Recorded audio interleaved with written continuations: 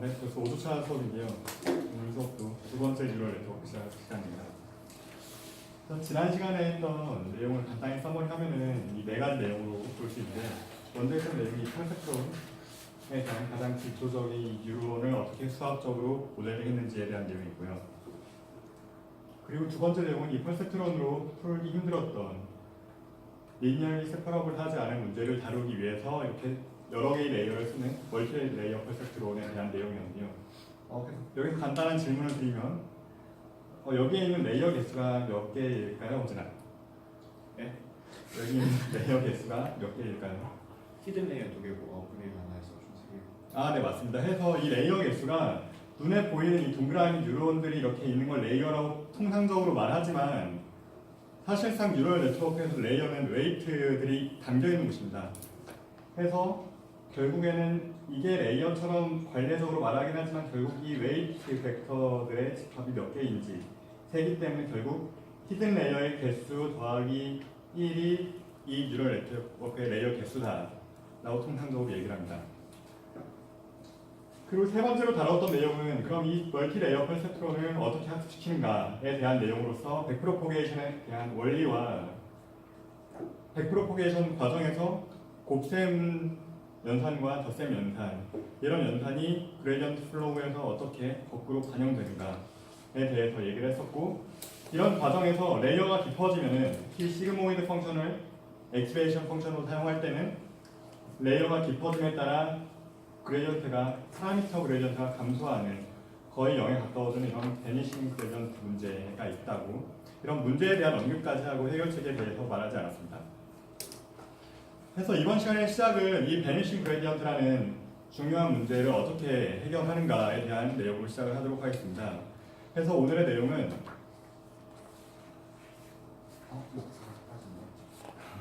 네, 그래서 이 베니싱 그레디언트 문제는 특히 이런 엑소와 example이라는 이런 리니어리 세퍼러블 하지 않은 문제를 풀기 위해서 처음에 동기가 되었는데요. 레이어 개수가 이렇게 적을 때는 오히려 장학습이 되다가 로스가 감소하고 테스트 에큐러시도 이렇게 1이라는 잘 분류가 되는 분류기를 학습한 걸 볼 수 있죠. 하지만 레이어를 오히려 늘리니까 이렇게 로스도 그대로고 에큐러시도 거의 의미 없는 결과가 나오는 이런 문제가 생겼습니다. 이런 걸 베니싱 그레디언트라고 하는데, 그래서 이런 문제를 풀기 위해서 오늘 내용은 베니싱 그레디언트를 푸는 방법으로서 액티베이션 펑션들을 어떻게 바꿀 수 있는지, 그리고 실제로 뉴럴 네트워크를 트레이닝할 때 데이터를 어떻게 프리 프로세싱하고, 또 중요한 것 중 하나는 여기 블렛 하나가 빠져 있는데 이 뉴럴 네트워크의 웨이트를 어떻게 이니셜라이제이션 할 것인가, 웨이트 이니셜라이제이션에 대해서 언급을 하고, 뉴럴 네트워크의 오버피팅 문제를 방지하기 위해서 어떻게 레귤러라이제이션 할 것인가에 대해, 마지막으로 실제로 뉴럴 네트워크를 학습시킬 때 러닝 웨이트라든가 아니면 실제 이 트레이닝 시켜야 되는 웨이트 파라미터들을 어떻게 트레이닝하는 것이 좋은지 실제로 학습할 때에 대한 팁에 대해서 몇 가지 전달을 하면 오늘 수업 내용이 보람찰 것 같습니다. 먼저 이전에 로지스틱 리그레이션부터 해서 계속 사용해왔던 액티베이션 펑션, 논리니어 펑션이 시그모이드 펑션인데요. 이 시그모이드 펑션을 많이 사용했던 이유는 입력 값을 받았을 때 이 입력 값을 0과 1로 매핑 시킴으로써 이 0과 1의 아웃풋을 뭔가 확률처럼 사람이 생각하기 쉬워서 0과 1 그런 숫자가 좋아서 많이 사용해왔습니다. 그런데 문제는 지난 시간 마지막 부분에서 언급했다시피 이 시그모이드 펑션을 액티베이션 펑션으로 사용할 경우에는 입력값이 작거나 큰 값에 대해서 이 눈으로 보기에도 그레디언트, 즉 기울기가 되게 작잖아요. 그래서 결국 파라미터에 대한 그레디언트도 0으로 만들어버리는 이런 베니싱 그레디언트 문제를 많이 발생시킵니다. 실제 이 시그모이드 펑션은 입력 변수에 대해서 미분을 해봐도 항상 1보다 작거나 같은 값이기 때문에 이런 값들이 계속 곱해지면은 0에 가까운 값이 되고, 이게 0에 가까운 값이 0은 아닐지라도 이 컴퓨터는 플로팅 포인트 연산을 함에 따라서 너무 작아지면 0으로 간주하거든요. 그래서 아예 학습이 안 되는 문제가 발생합니다. 그래서 시그모이드 펑션의 대표적인 문제 중 하나가 이 그레디언트를 없애는 파라미터 그레디언트를 0으로 만드는 이런 문제가 하나가 있었고요. 두 번째 문제는 시그모이드 펑션의 아웃풋이 보시다시피 항상 0보다 큰 값이죠. 0과 1 사이 값인데 항상 0보다 큽니다. 이런 문제가 생깁니다. 예를 들어서 영상 분야에서도 영상의 평균 값을 빼주잖아요. 프리 프로세싱으로서. 혹은 여러 가지 프리 프로세싱을 해주는데 데이터 전부가 양수의 값을 가지는 문제가 생길 수 있습니다. 근데 이게 왜 그런 거냐면요. 예를 들어, 되게 간단한 예를 들어서 이론이 이렇게 하나만 있다고 칩시다. 근데 이 데이터 값이 모두 양수예요. 모두 양수면 어떤 문제가 생기냐면 이 데이터가 웨이티드 썸되고 이게 시그모이드를 통과합니다. 예를 들어서 이 시그모이드의 아웃풋과 어떤 라벨 y를 L2 로스로 매저한다고 생각을 해봐요. 그러면은 이 L2 로스 펑션의 파라미터에 대한 이 W 파라미터에 대한 그레디언트를 체인 룰을 이용해서 계산을 해보면은 천천히 보시면 거꾸로부터 볼게요. 로스 펑션 시그모이드 펑션에 대한 로스 펑션의 그레디언트고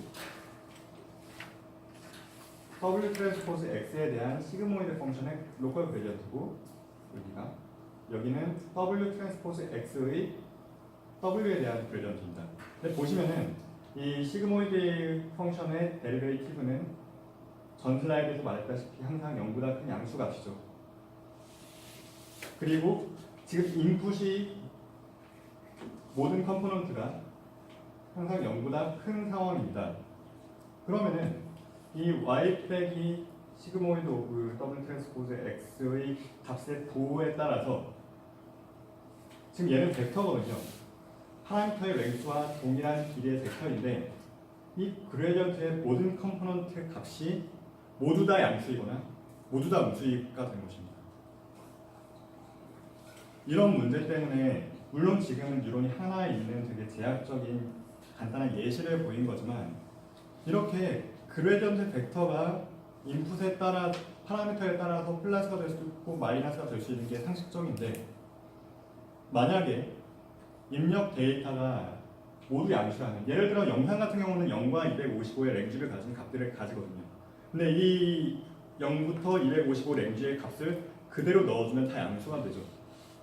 근데 이걸 그냥 학습시키면 그레디언트의 구호가 동일해져서 문제가 됩니다. 그래서 예를 들어 시그모이드 펑션을 액티베이션 펑션으로 사용하게 되면 이 레이어와 레이어 사이에 시그모이드 펑션의 아웃풋이 다음 레이어의 인풋이 되는데 다음 레이어의 인풋이 항상 양수가 되어서 이런 영향이 있다. 그래서 레이어의 아웃풋으로서 혹은 입력 데이터 어쨌든 레이어에 들어가는 뭔가 데이터든지 피처 값들은 플러스와 양수는 같은 거죠. 네. 양수와 음수가 이렇게 적절히 섞여 있는 데이터를 넣어 주어야 효과적이다 라고 알려져 있습니다. 물론 이건 굉장히 간단한 예시고요. 레이어가 여러 개 될 경우에는 꼭 그렇진 않습니다. 근데 이 인투이션을 전달하기 위해서 간단한 예시를 들면은 이렇게 부호와 같다는 건 뭔가 좋지 않은 거다 해서 학습시킬 때 제로 센터드 된 뭔가 양수와 음수가 다 있을 법한 데이터로 학습을 시킨 것이 효과적이다라고 알려져 있습니다. 다음으로 많이 사용했던 액티베이션 펑션 하이퍼탄젠트입니다. 조금 전 말씀드렸던 이 시그모이드가 가지는 두 가지 문제 중 두 번째 문제였던 이 모든 항상 양수를 출력하는 시그모이드 펑션과 같이 달리 하이퍼탄젠트 펑션은 음수의 값도 아웃풋으로 가지죠. 그래서 시그모이드를 하이퍼탄젠트로 대체하는 경향도 있었으나 이 역시 그레디언트 값이 0으로 만들어지는 이런 문제는 여전히 가지고 있습니다. 그래서 이것 역시 거의 사용하지 않습니다. 그래서 요즘 사람들이 많이 사용하는 것은 이 렐루라는 이 렐루의 약어를 제가 써놓지 않은데 rectified linear unit입니다. 그래서 이게 어떤 의미냐면 이 linear 펑션 두 개로 이렇게 액티베이션 펑션을 구성하는 것입니다. 그래서 이 렐루 펑션은 특징이 일단 간단하고요. 왜 간단하냐면 이 그레디언트를 계산할 때 시그모이드 펑션은 익스포넨셜 펑션 값을 계산을 해야만 했습니다. 그런데 렐루 값은 렐루의 그레디언트는 0 아니면 1이기 때문에 결국 전 윗단의 레이어의 그레디언트를 그냥 전달하는 역할만 하거든요. 렐루는. 그래서 계산이 간단하고요. 그리고 이 양수 영역에서 입력 변수 관점에서 양수 영역에서 세츄레이티드 되어 있지 않기 때문에 베니싱 그레디언트 문제가 거의 상대적으로 덜 발생합니다. 물론 렐루 역시 항상 포지티브 아웃풋을 가지지만 이게 레이어가 많아지면 이전에 간단한 예시로 설명드렸던 그레디언트의 벡터의 모든 컴포넌트가 동일한 부호를 가지는 문제가 발생하지 않기 때문에 어느 정도 해석이 되고요. 그래서 사람들이 이걸 많이 사용합니다. 하지만 이 항상 양수의 값을 가지는 이런 문제를 근데 렐루의 단점을 보면 여전히 이 포지티브 아웃풋만 발생한다는 이런 단점 비슷한 것을 가지고 있고요. 그리고 첫 번째보다 사실 두 번째 빌렛이 더 중요한데 예를 들어서 이 입력 데이터가 웨이티드 썸 돼서 렐루를 통과한다고 합시다. 그래서 여기서 오차를 계산해서 거꾸로 백프로포게이션이 돼야 되는데 만약에 이 웨이티드 썸 값이 한 번 음수가 되면은 이 뉴런은 더 이상 액티베이티드 되지 않습니다. 왜냐면은 한 번 그레디언트가 0이면은 업데이트가 안 되기 때문에 이 아웃풋에 의한 업데이트가 안 되는 것입니다. 만약에 다른 뉴런들이 더 있어서 만약 이 웨이티드 썸 값을 바꿔준다면 뭐 가능할 수도 있겠지만 해서 이렇게 한 번 죽은 뉴런이 다시 한 번 0보다 작은 아웃이 나와서 그레디언트가 0된 뉴런은 그 이후 업데이트가 되지 않기 때문에 이런 문제를 해결하기 위해서 이런 두 가지 문제를 해결하기 위해서 사람들은 이런 리키 렐루라고 해서 이렇게 여기가 0이 아니라 0이란 상수함수가 아니라 여기도 선형함수로서 하지만 낮은 기울기로 매핑을 시키는 이런 리키 렐루도 많이 사용합니다. 자, 아래 보시는 표는 예시로서 예를 들어 시파라는 영상을 분류하기 위한 데이터베이스에 있어서 동일한 알고리즘으로 하지만 이 액티베이션 펑션을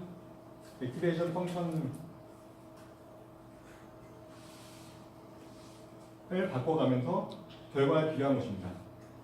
어떤 방법에 있어서 이 파라미터를 이니셜라이제이션 하는 어떤 여러 가지 방법에 있어서 어떨 때는 렐루가 좋을 때도 있고 어떤 때는 베르리키 렐루라고 하는데 이런 알고리즘이 좋을 때도 있습니다. 해서 적어도 말할 수 있는 거는 옛날에 많이 사용하던 시그모이드 펑션이나 하이퍼 탄젠트는 요즘 거의 사용하지 않고요. 마지막 아웃풋 레이어에만 사용합니다. 거의 사용하지 않고 대부분 렐루를 사용하거나 아니면 그래도 성능이 조금 더 개선시키고 싶다 그럼 시도해볼 만한 게 이런 리키 렐루 정도의 액티베이션 펑션을 사용함으로써 베니싱 그레디언트 문제를 어느 정도 이렇게 해결하고 있습니다. V는 여기서의 V는 베리 리키 베리 네. 죄송합니다. 아닙니다. 네. 그래서 저도 이 표를 딱 보고 V가 뭔가 싶어서 적어놓은 건데요. 다음 장부터는 그러면은 이 입력 데이터를 어떻게 넣어둔 것이 효과적인가에 대해서 말씀을 드리도록 하겠습니다.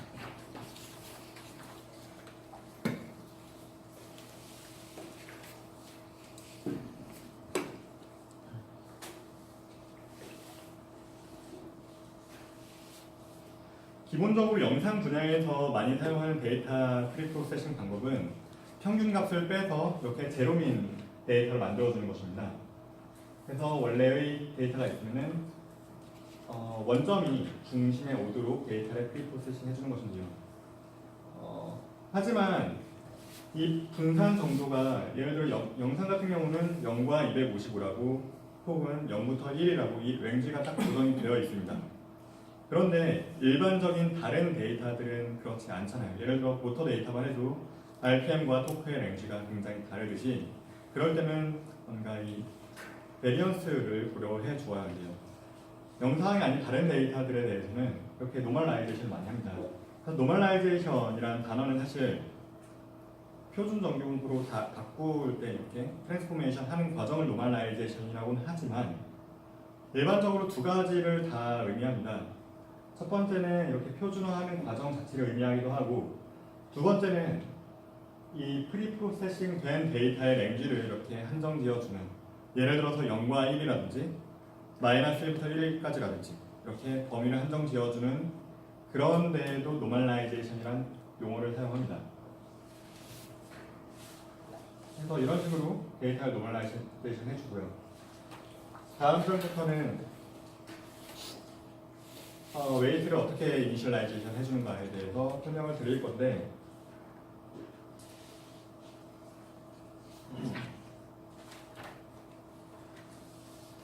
이게 데이터가 왜 다 양수면은 문제가 됐다고 했는데 직장에서는 양수여도 레이어가 깊어지면 어느 정도 괜찮다라고 설명한 이유에 대해서 조금만 부연 설명을 하고 넘어가도록 할게요.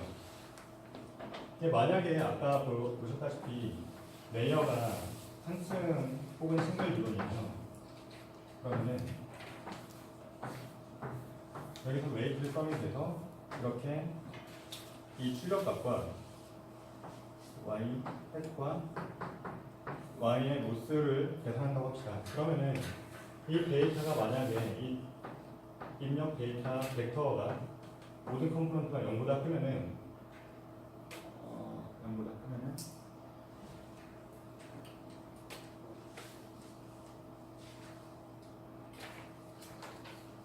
0보다 크면은 만약에 여기서 시그모이드 펑션을 통과했을 때 이 그레이언트를 계산했을 때 항상 이 거꾸로 오는 파라미터에 대한 로스는 항상 0. 얘가 벡터인데 이 벡터의 모든 컴포넌트가 0보다 크거나 모든 컴포넌트가 0보다 작습니다. 그런데 일반적으로 이 데이터가 웨이트를 썸돼서 출력을 만들지만 이 출력 하나가 전부가 아니잖아요. 보통 여기 아웃풋이 연결되는 게 아니라 다음 단은 레이어가 연결되거든요. 근데 레이어가 더 있다고 하면은 이 그레디언트 벡터가 이 다음 단의 뉴런 하나에서만 오는 것이 아니라 이 웨이트를 업데이트할 때 여기서도 오고 여기서도 옵니다. 그래서 이게 레이어가 2개 이상이 되면은 입력 데이터가 모두 양수일지라도 파라미터 관점에서 파라미터 그레디언트 벡터가 항상 모든 파라미터 그레디언트 벡터의 모든 컴포넌트가 양수다 혹은 음수다가 아니게 됩니다. 하지만 그럼에도 불구하고 데이터가 가능하다면은 음수와 양수와 섞여 있는 게 확실히 잘 된다고 알려져 있기 때문에 이런 설명을 보통 이렇게 간단한 예시 이그샘플로 많이 설명을 합니다. 하지만 이게 꼭 맞지는 않다는 점을 설명을 드리고 싶었습니다. 다음으로 웨이트 이니셜라이제이션 그리고 이 파라미터에 대한 이니셜라이즈를 어떻게 시킬 것인가에 대해서 설명을 드리도록 하겠습니다.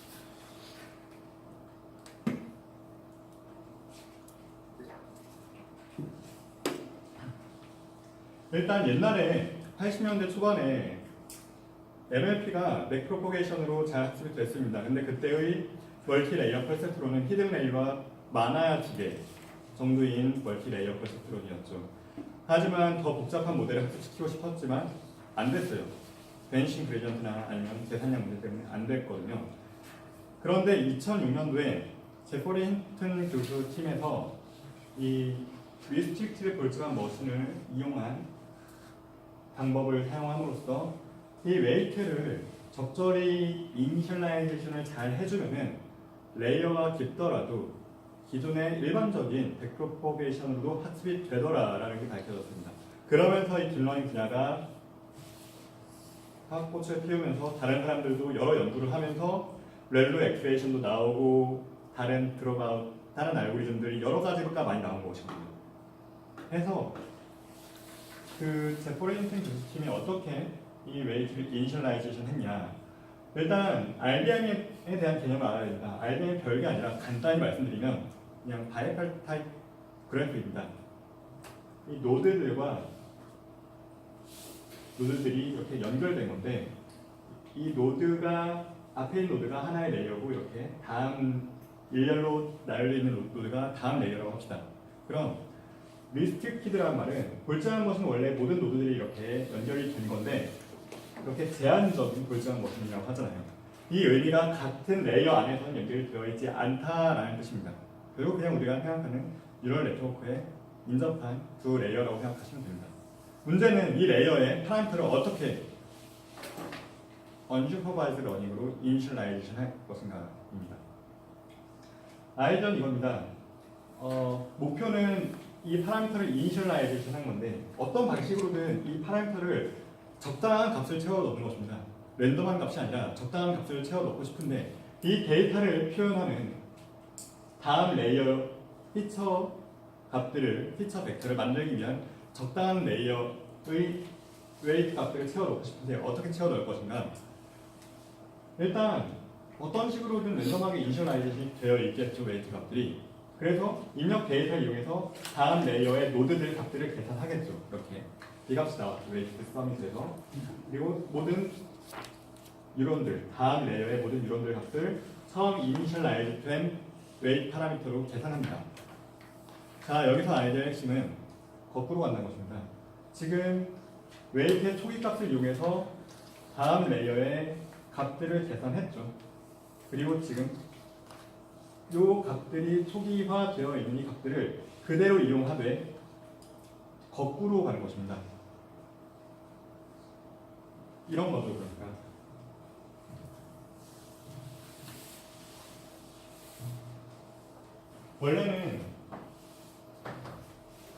원래는 i번째 레이어에 이론들이 이렇게 있습니다. 그리고 i 플러스 1번째 레이어에도 이론들이 이렇게 있는데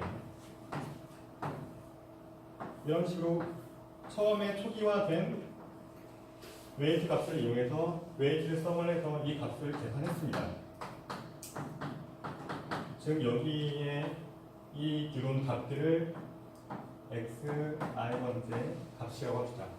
그리고 이것을 초기화된 웨이트 값을 이용해서 xi 플러스 1번째 값들을 계산하겠죠. 여기서의 아이디어는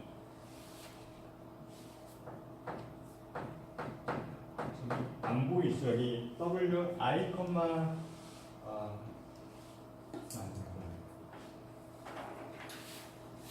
간단히 표현하기 위해서 이걸 w1, w2, w3이라고 합시다. 이렇게 하면은 하고 싶은 거는 원래 입력 벡터를 추정하고 싶거든요. 원래 입력 벡터, i번째 입력 벡터를 추정하는데 이 웨이트 값을 뭘 이용하냐면 첫 번째와 첫 번째 뉴런이 연결된 이 w1을 그대로 사용해서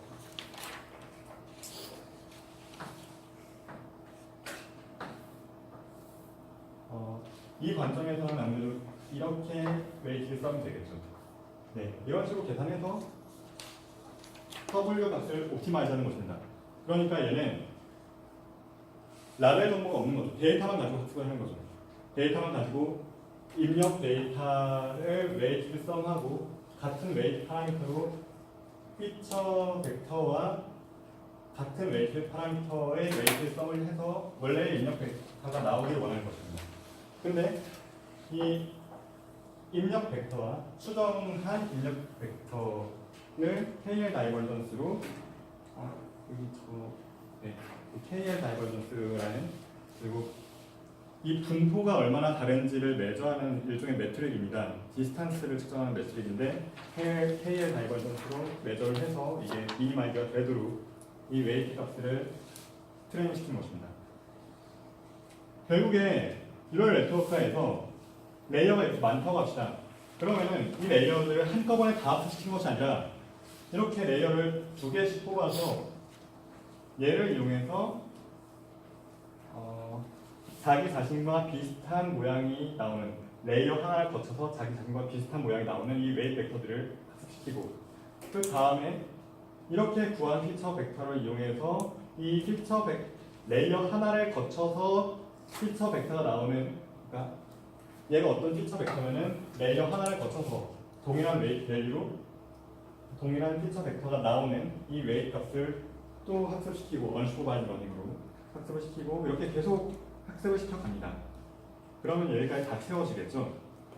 이렇게 웨이트 파라미터를 랜덤하게 그냥 구하는 것이 아니라 레이어 와이즈로 이렇게 두 개의 레이어씩 학습을 시켜서 이걸 다 채워놓고 이렇게 채워놓은 프리트레인드 파라미터를 이니셜라이제이션 된 값으로 활용을 해서 마지막에는 라벨을 로스 펑션과 연결시켜서 전체를 한번 파인 튜닝하는 것입니다. 그러면은 데이터가 들어오면은 네, 여기 값이 없잖아. 처음에 값이 없으니까 처음에 이 포워드로 가는 웨이트는 그냥 랜덤하게 뿌려주고 네 맞습니다. 그 다음에 그걸 이용해서 각각을 세워놓고 네, 그럼 이제 거꾸로 보게 되면 얘하고의 관계가 여기 있고 여기 있고 여기 있고 이렇게 쭉 있으니까 네, 그럼 이놈들의 웨이트성이 다시 인용된다 이거지. 네 맞습니다. 그렇게 해서 그거를 그렇게 해서 구한 놈과 원래 값이 차이가 미니마이즈 되도록 네 맞습니다. 거꾸로 구해서 쓰겠다. 네. 그래서 우리가 처음 이걸 딱 보면은 뭔가 마음이 불편해지는 가장 큰 이유가 뭐냐면요.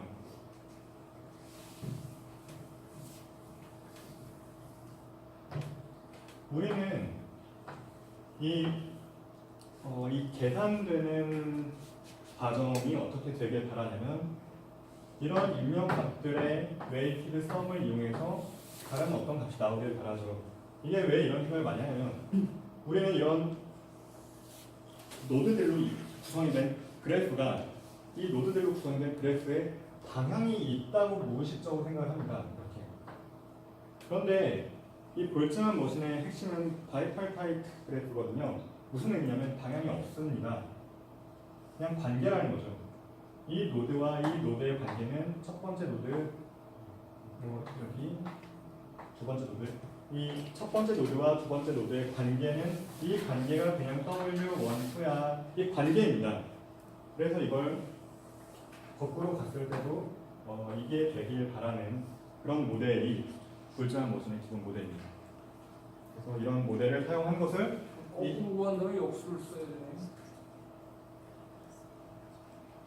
역수를 사용하진 않습니다. 그대로 웨이트를 이용해서 웨이트를 써합니다.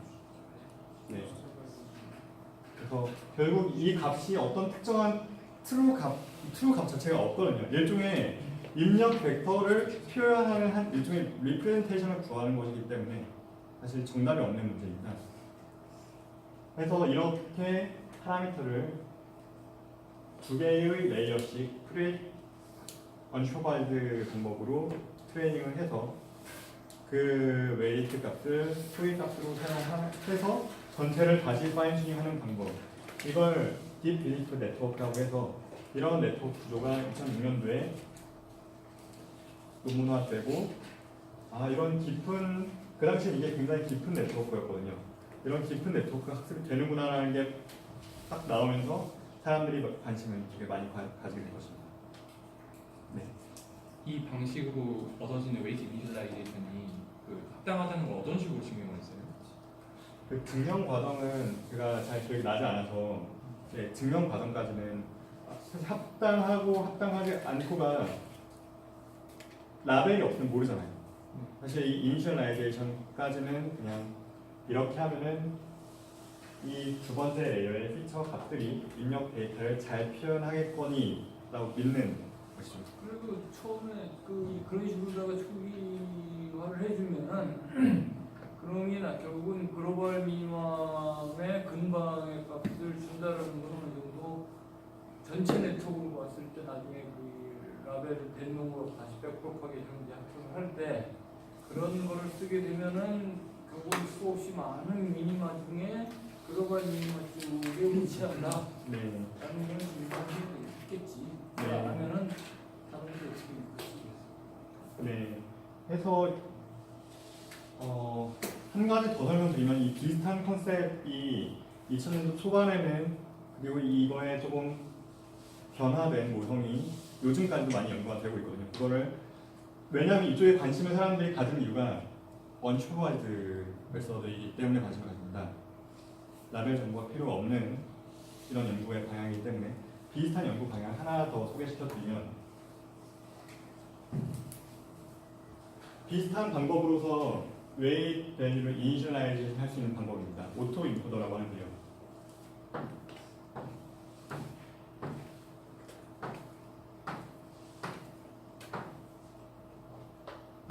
지금 방법은 예를 들어서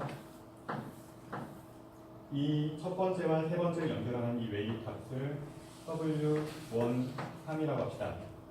그리고 이게 입력이면은 이건 입력의 추정치가 되는 것이 이렇게 파라미터를 이니셜라이제이션 하는 언슈퍼바이즈 메서드의 기본적인 모형인데요. 지금은 첫 번째와 세 번째 연결된 이 관계가 여기도 유지된다고 생각하고 결국 x와 글씨 너무 쓰는 것 같습니다. 최근에 글씨 써본 적이 없어서 네. x와 x 셋의 a의 다이버전스가 미니마이즈 되는 방식으로 w를 옵티마이즈합니다. 이게 지금 소개해드린 딥빌 네트워크의 기본 아이디어이고요. 오토인코더라는 게 뭐냐면요.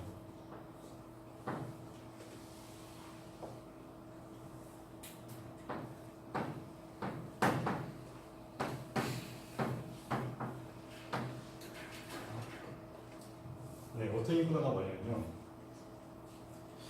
지금은 여기와 여기에 파라미터를 동일하게 썼잖아요. 일종의 파라미터 쉐어를 한 건데 오토인코더는 여기에 다른 파라미터를 쓴 것입니다.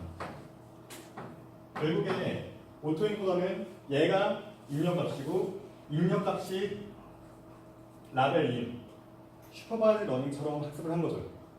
그리고 지금 딱 이 모형에서 히든 레이어가 하나인 네트워크를 학습시켜서 이렇게 학습된 이 웨이트 값을 사용하는 것입니다. 이건 버리고 해서 얘는 인코더 개념이 되고요.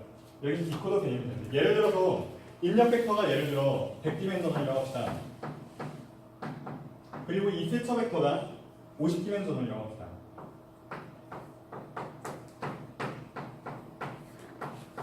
이렇게 보면 이 오토인코더를 디멘셔널리티 리덕션 하는 과정으로서 사용한 것이고요. 만약에 피처 벡터가 500디멘셔널로 커졌다고 합시다. 그럼 이 입력 벡터를 표현하는 어떤 더 큰 범위의 피처 벡터를 뽑은 것이 되고 이런 식으로 언슈퍼바이즈 러닝을 사용합니다. 그래서 시간 많이 지체해서 바로 다음 장을 절반할게요. 네. 그런데 되게 복잡하잖아요. 지금까지 본 게 막 레이어 2개씩 뽑아서 학습시키고 이런 게 너무 골치가 아프잖아요. 다행히도 이런 방법을 더 이상 사용하지 않아도 됩니다. 꼭 이렇게 파라미터를 잘 이니셜라이제이션 해주면 좋지만 꼭 복잡한 방법을 쓰지 않더라도 간단한 파라미터에 대한 0에 가까운 어떤 노멀 디스트리뷰션으로 랜덤하게 집어넣거나 아니면은 노멀 디스트리뷰션의 샘플 개수의 스퀘어 루트로 나눠준 값으로 이니셜라이제이션 해도 잘 되더라라는 게 논문이 되는데요. 여기서 우리가 주의 있게 보면 좋은 것이 웨이트 파라미터를 가우시안 디스트리뷰션으로 초기화했다고 합시다. 그런데 왜 하필 샘플 개수로 나누어 주어야 하는가인데요. 사실 여기서 이 과정, 여기서 이쪽으로 오는 과정에서 이 성능 개선이 많이 이루어졌거든요. 얘는 거의 비슷해 보이죠. 이가 조금 더 나눠졌는데 아무래도 논문을 보면은 이 하나를 넣은 이유가 잘 설명이 되어 있을 것입니다. 하지만 여기서 초점을 둬야 되는 거는 왜 하필 이게 n이 샘플 개수거든요. 입력 디멘전을 의미하는데 그러니까 뉴런의 개수를 의미하는데 왜 n에 대한 함수를 나눠줘야 하는가에 대해서 간략한 인투이션을 이렇게 전달시켜드리고 싶은데 자, 지금 상상을 해보죠. 이거는 되게 넓은 뉴럴 네트워크의 굉장히 일부입니다. 여기 레이어가 이렇게 쭉 있고 여기 앞에도 쭉 있죠. 그리고 모든 레이어의 파라미터들은 노멀 디스트리뷰션으로 이니셜라이즈 시킨다고 합시다. 결국 이 웨이트 파라미터가 랜덤 베리어블이 되죠. 근데 어떤 레이어의 입력값들, 이 입력값들은 랜덤 베리어블과 데이터의 웨이트를 썸됐으니까 또 랜덤 베리어블이잖아요. 네. 결국 이 x들도 랜덤 베리어블이다. 근데 이 문제를 조금 간단히 전달하기 위해서 가정 하나 합시다. 일단 일반적으로 이 웨이트 파라미터와 이 피처 값들은 independently 순서가 어떻게 되죠? independently 디스트리뷰티드 되어 있는 랜덤 베리어블들이고요. 이거 제로민이라고 가정합시다. 사실 피처 벡터가 제로민이 그냥 되는 경우는 극히 드물고 거의 없죠. 거의 없긴 한데 그냥 제로민이라고 가정합시다. 근데 지금 설명드리고 싶은 거는 웨이 파라미터를 이니셜라이제이션 시킬 때 노멀 디스트리뷰션으로 하되 왜 스퀘어 루트 오브 뉴런의 개수로 나눠 주었는가를 설명하고 싶은 것입니다. 왜 이 개수로 나눠 주었는가를 설명하고 싶은데, 자, 어떤 피처 값들의 웨이트 썸을 S라고 합시다. 이 S의 밸런스를 보면은 이렇게 됩니다. 그렇죠? 여기까지 그냥 대입을 한 거죠. 근데 지금 W와 X가 인디펜던트 하기 때문에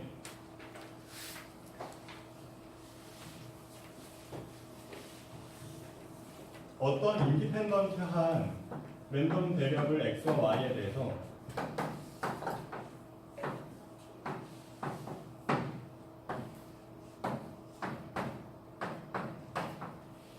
이렇게 계산하면은 이렇게 나누어지거든요.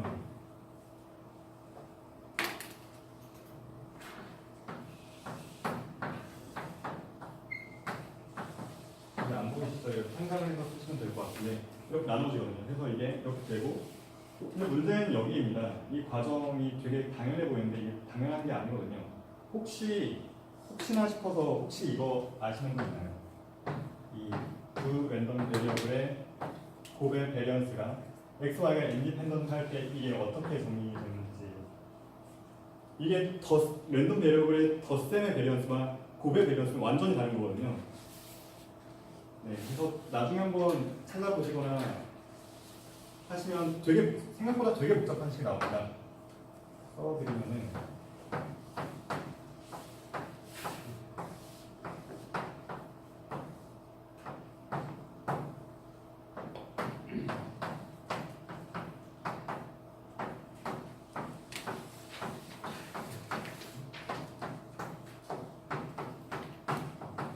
이것도 x와 y가 인디펜던트 할 때만 이렇게 정리가 되는데, 근데 지금 제로민이라 가정을 했잖아요. 제로민이라 가정을 했기 때문에 얘네가 지워지고 이것만 남은 것입니다. 그리고 지금 아이덴티컬 디스트리뷰션이라고 가정을 했기 때문에 이 컴포넌트에 대한 밸런스가 같은 밸런스로 나오고, 그러고 보니까 결국 샘플 개수가 밸런스에 포함되더라 이런 것입니다. 이걸 해석해 보면은 어떤 레이어에 뉴런 개수가 많으면 그 다음 레이어 뉴런의 밸런스가 되게 커진 것입니다. 근데 이렇게 뉴런 개수에 따라서 아웃풋 값의 밸런스가 변동이 되는 건 바라지 않잖아요. 그래서 이 밸런스를 n으로 나눠준 게 결국 이거예요. 그래서 결국에 결론은 이 방법 혹은 간단한 이 방법 혹은 이 방법으로 이니셜라이제이션 하면 된다라는 것입니다.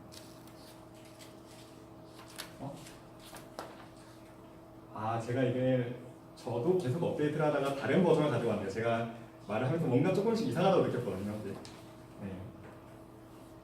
네, 그 다음은 이걸 어떻게 옵티마이제이션 하는가에 대한 내용이고요. 가장 간단한 방법은 이 그레이디언트 디센트로 하는 것입니다. 근데 이 문제는 만약 업데이트 시키고 싶은 파라미터의 뭔가 베리에이션이 굉장히 다르다고 가정하면, 예를 들어서 이게 로스 펑션의 등고선 같은 개념이라고 보면은 이쪽은 되게 가파르죠. 근데 이쪽은 덜 가파르잖아요. 그럴 경우에 그레이디언트 디센트를 그냥 사용하면 이렇게 왔다 갔다 많이 합니다. 그 이유가 그레디언트가 큰 방향으로는 많이 가니까. 이게 문제인데 이것도 문제고요. 만약 그레디언트 값만 사용하면 이렇게 만약에 업데이트하다 중간에 로컬 옵티마나 세드 포인트란 미분값이 0이면서 로컬 옵티마가 아닌 것을 세드 포인트라고 하는데 레이어가 깊어지면 사실 로컬 옵티마보다 이 세드 포인트가 굉장히 많아진다고 합니다. 그래서 이 세드 포인트가 사실 더 큰 문제이긴 한데 어쨌든 이렇게 그레디언트가 0 되는 점에 딱 멈추면은 그 이후로 업데이트가 안 되는 게 문제입니다. 그래서 사람들이 그 다음 개발한 방법은 이런 모멘텀 개념을 사용한 것인데요. 일종의 그레디언트를 개선했더라도 이전까지의 그레디언트의 합을 벨로시티라고 생각을 해서 계속 공이 어디로 가고 있었으니까 다음번 업데이트에도 공이 이쪽 방향으로 비슷하게 굴러갈 거야 라고 생각을 하고 그레디언트만 업데이트에 반영하는 것이 아니라 벨로시티도 같이 일종의 합을 구해서 실제로 이쪽 방향으로 업데이트를 하는 것이 스토캐스틱 그레디언트 디센트 위드 모멘텀 이런 방법입니다. 그래서 업데이트 룰은 이와 같고요. 여기서 이 값은 마찰력 같은 건데 마찰력 같이 이해를 할 수 있는데 이 공이 굴러가긴 굴러갈 건데 다음번 업데이트에는 지금보다 좀 덜 굴러갈 거야 이쪽으로 이렇게 생각하는 것입니다. 그래서 이 실제 파라미터의 업데이트 룰은 그레디언트 디센트와 같지만 여기에 그레디언트 값이 들어가는 것이 아니라 벨로시티가 들어간다는 점이고요. 그런데 방금 전에 보여드린 이 모멘텀을 사용하더라도 문제가 있습니다. 예를 들어서 이 파라미터의 체인지가 레디에이션 그런 변화 파라미터에 대한 이 변화폭이 이렇게 급격히 다를 때는 파라미터마다 다른 그레디언트 값을 주고 싶을 때가 있는데요. 이게 어답티브 그레디언트 디센트 방법이라고 해서 보시면은 이 dx가 벡터입니다. x에 대한 그레디언트 벡터인데 이 그레디언트 벡터의 컴포넌트 와이즈로 제곱값을 구해서 이 더하기 는 게 되게 익숙할 수도 있고 안 익숙할 수도 있는데 이 의미는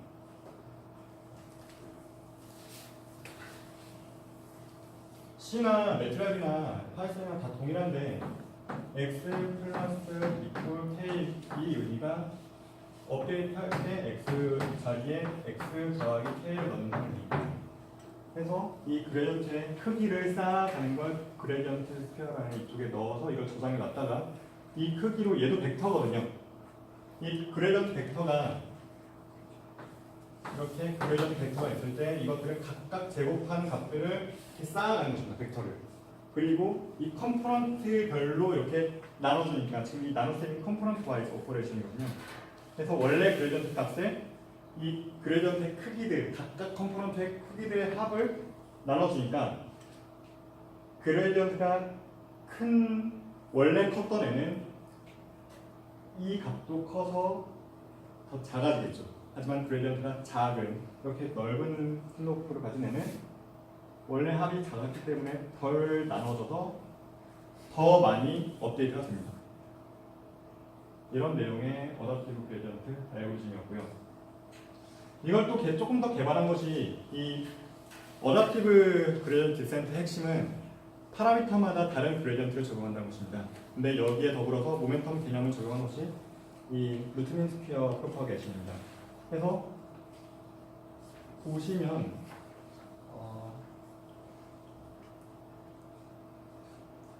어답티브 그레디언트에서 지금 원래는 그레디언트의 크기들로 이루어진 크기들의 합으로 이루어진 벡터로 이렇게 컴포넌트 와이즈로 나눠주었잖아요. 근데 그레디언트의 크기들만 이용한 것이 아니라 이 그레디언트의 어느 정도 무빙 에버리지 혹은 그 모멘텀 개념을 더해서 나눠준 것입니다.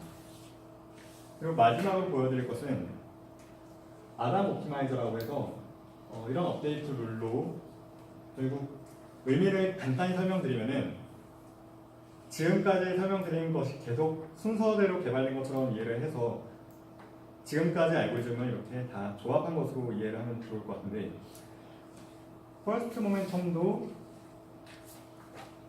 뭔가 쌓아가고 세컨드 모멘텀도 쌓아가서 둘 다 모멘텀 개념을 사용해서 업데이트를 하는 것입니다. 그래서 최근에는 이 아담 옵티마이저를 가장 많이 사용하고요.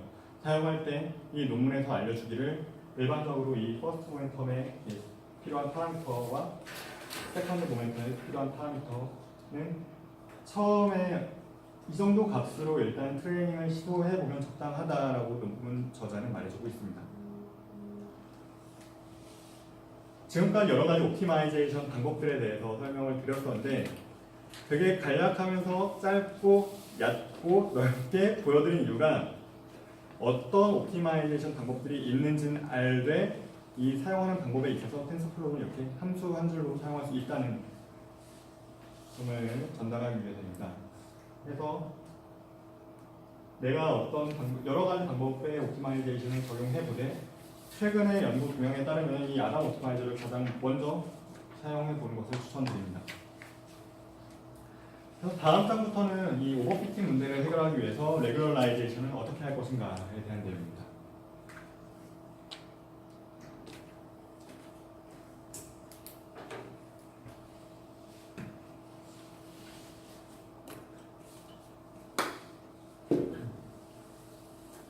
이 오버피팅을 막기 위한 레귤러라이제이션에 대해서는 전전전 시간 슈퍼바이즈 러닝 시간에서도 많이 했었는데 레귤레이션이나 로지스틱 레귤레이션이나 다 이 오버피팅을 막기 위해서 레귤러라이제이션을 어떻게 할까에 대해서 많이 고민을 했습니다. 이쪽 파트에서는 이 뉴럴 네트워크에서 이런 오버피팅을 막기 위한 방법으로서는 기본적인 아이디어는 대부분 비슷합니다. 두 가지인데요. 어떻게든 모델에든 데이터에든 어떤 방식으로든 랜덤리스를 가하고 이 랜덤리스를 이용해서 뭔가 에버리지나 아니면 익스펙테이션을 구함으로써 테스트 단계에서 노이즈에 조금 더 강인해지도록 기대하는 것이 기본 아이디어입니다. 첫 번째 보여드릴 방법은 모델 앙상블 방법인데 이런 것입니다. 동일한 데이터로 동일한 모델을 여러 번 학습시키는 것입니다. 뉴럴 네트워크는 이 파라미터의 이니셜라이제이션에 따라서 동일한 데이터로 동일한 모델을 학습시키더라도 이 테스트 셋에 대한 결과가 다르게 나올 수 있습니다. 그래서 이 모델을 동일한 모델을 예를 들면 10번이면 10번, 20번이면 20번 이렇게 여러 번 학습을 시키는 거죠.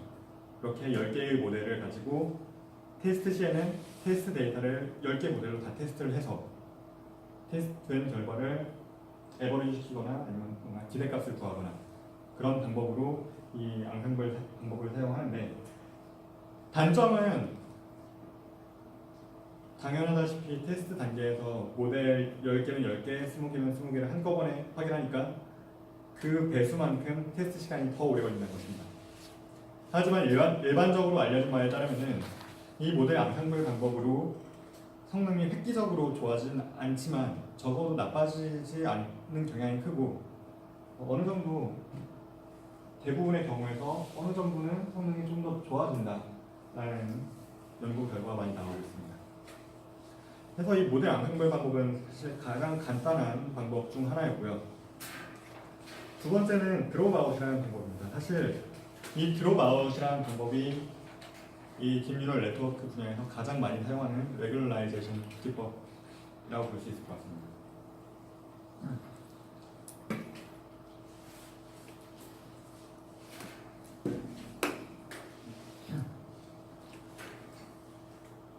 아이디어는 이겁니다. 예를 들어서 우리 한 명 한 명이 다 어떤 입력 데이터라고 합시다. 여기 사람들이 이렇게 모여 있는데 이쪽에서 5명을 보니까 ICS의 사람이네라고 생각이 되고 이쪽에서 5명을 보니까 또 ICS의 사람이라는 생각이 들잖아요. 이렇게 일종의 뉴런들을 샘플링해서 이 샘플링된 뉴런들만 학습을 시켜서 모델을 구성하고 이 모델을 합치는 방법이 드롭아웃입니다.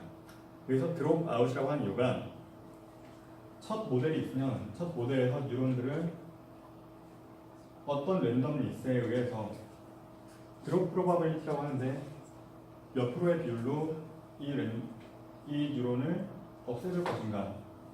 그래서 예를 들어 0.5의 비율로 뉴런들을 없애고 나서 이 남은 뉴런들만 가지고 학습을 시킨 모델들을 나중에 합치는 것이 드롭아웃 방법입니다.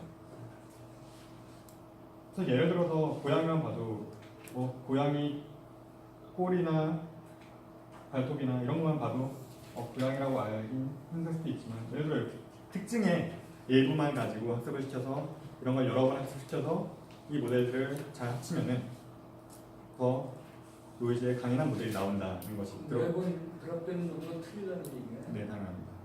네, 학습할 때마다 다른 노드들이 드랍되는 것입니다. 그럼 이걸 테스트 단계에서는 어떻게 합치는가에 대한 것인데요. 그래서 드롭 아웃을 어떻게 보면은 모델 앙상블처럼 이해할 수도 있습니다. 결국에는 업셋 노드들을 여러 번 학습시킨 거거든요. 그리고 학습시킬 때마다 없애는 노드가 달라지죠. 랜덤 리스가 추가되잖아요. 그래서 이 랜덤 리스에 의해서 노이즈에 조금 더 강인한 알고리즘이 나오기를 기대하는 것이죠. 실제로 연구 결과도 드롭 아웃에 의해서 성능 개선이 많이 성능이 개선된다고 알려져 있고요. 자, 그럼 테스트 단계에서는 어떻게 할 것인가? 테스트 단계에선 다 써야 좋잖아요. 다 이 학습시킨 웨이트 값을 다 써야 좋잖아요. 예를 들어서 이 뉴럴 없앨 드롭 프로바빌리티를 0.5라고 가정합시다.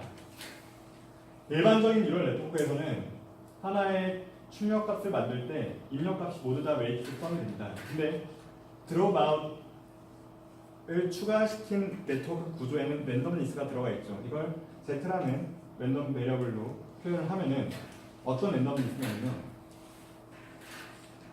지금 보시는 이 다이어그램에서 웨이트 밸류가 두 개가 있죠. 이 두 개의 웨이트 밸류는 0.5의 확률로 없앤다고 합시다. 그러면은 4분의 1의 확률로 두 웨이트 밸류가 둘 다 살아남아서 학습이 될 수도 있고 또 4분의 1의 확률로 W1만 혹은 W2만 혹은 둘 다 없어질 수도 있겠죠.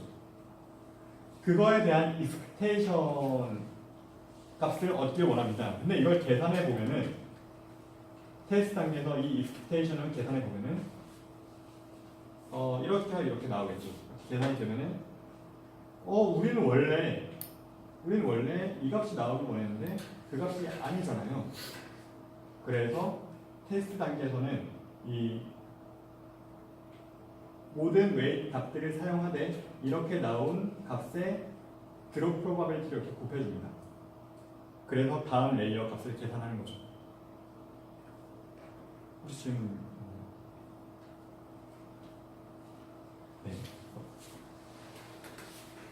그래서 드롭 아웃이 가장 대표적으로 많이 사용하는 레귤러라이제이션 방법이고요. 비슷한 여러 가지 알고리즘들이 있습니다. 예를 들면은 이번엔 드롭 커넥트라는 알고리즘인데 아까는 뉴런을 없앴잖아요. 이번에는 뉴런을 없앤다는 건 어떤 의미냐면요. 이 뉴런과 연결된 모든 웨이트 파라미터를 없애서 학습을 시킨다는 의미입니다.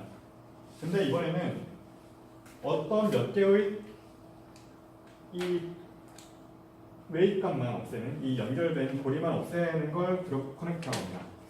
그래서 차이를 다시 한번 말씀드리면 드롭 아웃은 뉴런을 없앰으로써 이 뉴런과 연결된 모든 웨이트를 없애주는 것이고 드롭 커넥트는 이 웨이트 관점에서 특정 몇 개의 웨이트를 0으로 만드는 것입니다. 네, 그래서 이런 드롭 커넥트라는 알고리즘도 사용을 하고 혹은 이번엔 레이어를 없애기도 합니다. 레이어 사이를 이렇게 커넥팅 레이어를 만들어주고 나서 이 레이어를 학습시킬 때 전부 다 학습시키는 것이 아니라 일정 비율로 이걸 없애기도 하고 얘를 없애기도 하고 해서 학습을 시켜가면서 뭔가 노이즈에 조금 더 강인해지도록 랜덤 리스트를 추가하는 방법 중 하나입니다. 그리고 마지막으로는 많이 사용하는 방법 중 하나로는 데이터 어그멘테이션인데 데이터 어그멘테이션을 하는 이유가 부족한 데이터 샘플을 많이 뻥튀기 시키기 위해서인데 사실 이 뻥튀기의 개념이 일종의 랜덤 리스트를 가하는 것입니다. 그냥 데이터 어그멘테이션은 동일한 데이터를 사용하면 크게 의미가 없고요. 예를 들어서 하나의 영상에서 랜덤하게 이런 영역을 잘라서 리사이즈 시키거나 아니면은 예를 들어서 뭐 왼쪽이 오른쪽이 뭐 이 4개 방향과 가운데 센터 이런 영역을 잘라와서 이 데이터들을 이렇게 부풀려 나가는 것입니다. 혹은 이 영상의 컨트라스트면 대조라고 하는데 대조가 뭐냐면 이 영상의 어둡고 밝은 정도는 하나의 픽셀의 값이 크고 작은 걸 의미합니다. 근데 대조란 이 영상 데이터 하나 안에서 이 픽셀 값들의 크기의 차이, 일종의 베리언스가 얼마나 차이가 나는가. 근데 이 베리언스 값을 뭐 조정하는 것입니다. 전반적으로 밝게 큰 값으로 만들어주든가 그 차이가 베리언스가 커지게 만들는 겁니다. 네, 이런 식으로 영상에 랜덤리스를 가해서 영상 데이터를 더 만들어내는 것을, 더 찍어내는 것을 데이터 오리엔테이션이라고 합니다.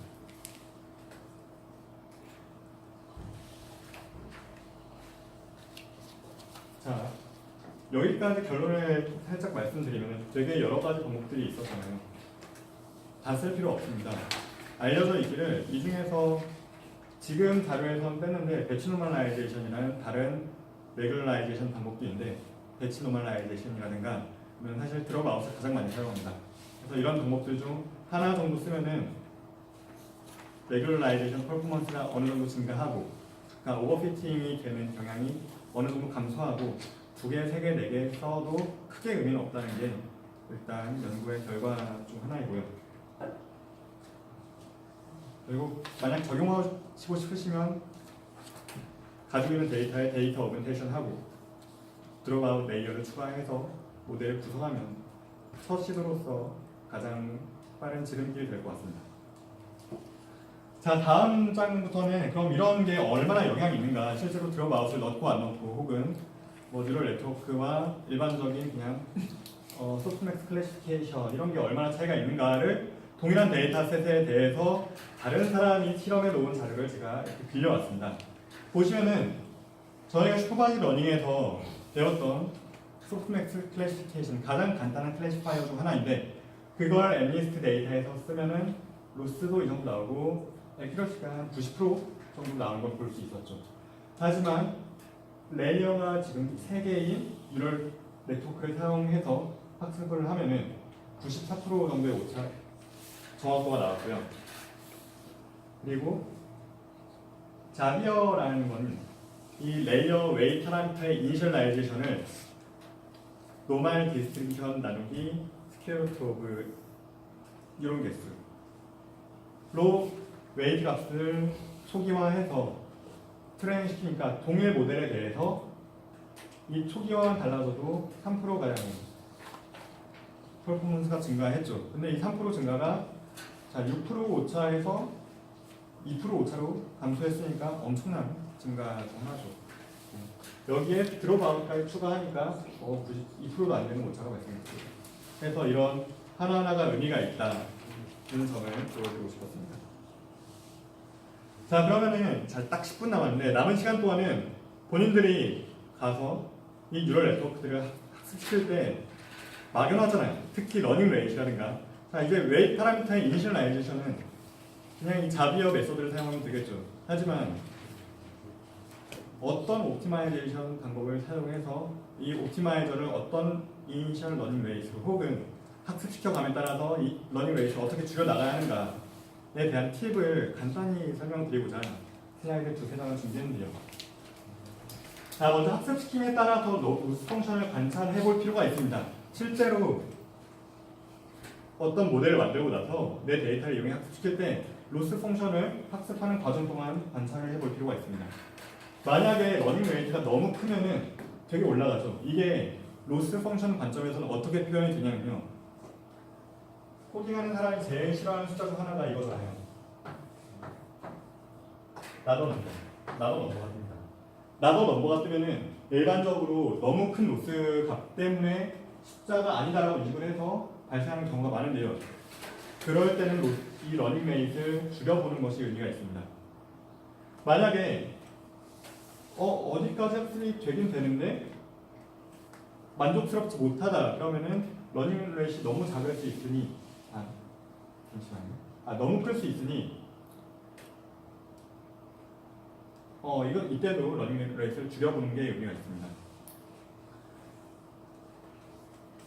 반면에 속도가 너무 느린 것 같다 그러면은 키워보면 되겠죠. 그래서 요점은 이 로스를 내가 러닝 레이스를 어떤 걸로 하든 바꿔가면서 로스에 대한 그래프를 관찰해 볼 필요가 있습니다. 비교해 볼 필요가 또 있고요. 자, 그러면은 이 러닝 레이스를 이니셜 러닝 레이스 딱 줬습니다. 그럼 학습함에 따라서 어떻게 변화시킬 것이냐에 대한 것인데, 일반적으로 이렇게 학습할 때마다 이 t가 이터레이션 혹은 에포크란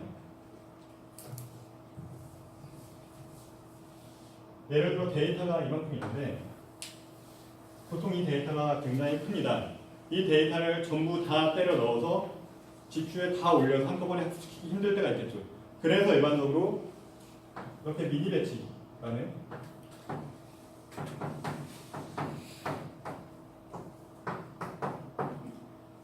일종의 서브셋을 잡아서 이 서브셋 부분 집합들을 이렇게 GPU로 옮겨서 웨이트를 파라미터합니다. 이것도 하나의 랜덤리스트에 속합니다. 예를 들어서 이 배치에 따라서 데이터가 달라진 거잖아요. 그리고 이 배치를 어떻게 잡느냐가 또 정해진 게 아닐 때가 있기 때문에 노이즈를 줄이는, 노이즈를 조금 더 강인하게 만드는 역할을 하고요. 해서 에포크 설명을 하고 있었는데, 에포크라는 게 이렇게 미니 배치를 하나 GPU에 올려서 웨이트를 한 번 트레이닝하는 것이 1 이터레이션입니다. 그리고 미니 배치를 이용해서 이 배치를 이렇게 많이 뽑으면 전체 데이터가 한 번 학습이 다 될 때가 오겠죠. 그게 1 에포크입니다. 그래서 여기서의 t는 일반적으로 이터레이션 혹은 에포크를 의미하는데, 결국엔 학습이 될 때마다 이 익스포넨셜하게 러닝 웨이트를 감소시키는 방법이 있고요. 또 다른 방법으로는 예를 들어서 학습을 하는데 로스의 감소 폭이 거의 변화가 없을 때마다 러닝 웨이트를 절반으로 줄여주는 방법이 있습니다. 그래서 이렇게 10의 포크, 20의 포크 학습시켰는데도 러닝 웨이트 감소가 없어. 그래서 러닝 웨이트를 절반으로 줄였어. 그랬더니 로스가 더 줄어들어. 그럼 더 학습시키다가 또한 20의 포크 학습시켰는데 또 로스가 안 줄어들어. 그래서 또 러닝 웨이트를 줄였어.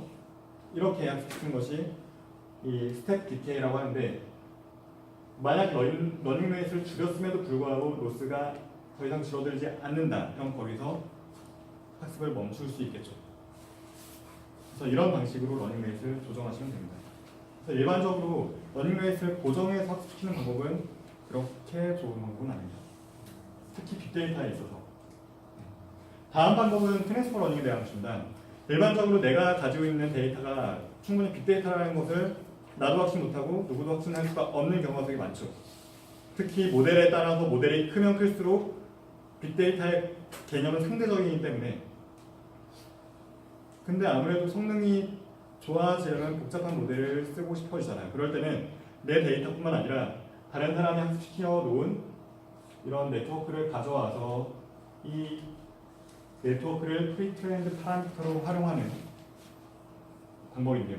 일반적으로 지금 이 컨볼루셔널 레이어에 대해서는 우리가 배우지 않았으니까 이게 그냥 하나의 레이어라고 봅시다. 레이어가 거듭됨에 따라서 입력 값과 가까운 쪽의 파라미터는 일반적인 피처를 추출한다고 합니다. 그리고 펑션 중에서도 되게 간단한 펑션이, 복잡한 펑션이 있잖아요. 이 로우 레벨 레이어의 피처 밸류들은 일반적으로 이 간단한 펑션을 표현한다고 알려져 있고요. 이 하이 레벨 레이어의 피처 맵들은 조금 더 복잡하고 내가 원하는 오브젝티브에 가까운 펑션을 이렇게 만든다고 알려져 있습니다. 그래서 이미 학습된 모델들의 파라미터를 이니셜 파라미터로 사용을 해서 이 내 데이터가 적다면 마지막 레이어만 학습시킬 수 있고, 내 데이터가 조금 더 있다면은 마지막 레이어와 그전 레이어 정도까지 학습시킬 수 있고, 혹은 여기엔 없지만 이 파라미터를 순전히 이니셜 밸류로만 사용하고 이 전체를 다시 학습시킬 수 있습니다. 이런 식으로 이 트랜스퍼 러닝을 사용하면은 일반적으로 내 데이터만 활용하는 것보다는 조금 더 좋은 성능이 나온다라고 알려져 있습니다. 그래서 옛날에는 이 트랜스퍼 러닝이 하나의 분야이기도 했었는데 요즘에 뉴럴 네트워크 하는 사람들은 대부분 사용합니다. 일반적으로 많이 사용하는 방법 중 하나이고요. 그래서 오늘 내용을 일단 이 팁에 대해 정리하면은 이 웨이트 이니셜라이제이션은 렐루 아니면 리키 렐루 이런 방법을 쓰면 된다라는 것 또한 학습할 땐 옵티마이저로서 아단 옵티마이저를 먼저 사용을 해보면 좋다. 그리고 마지막으로 노이즈에 조금 더 강인한 모델을 활용하기 위해서는 레귤러라이제이션 성능을 높이기 위해서 드롭아웃 레이어를 추가하면은 성능이 개선된다 라는 점에 대해서 배웠고요.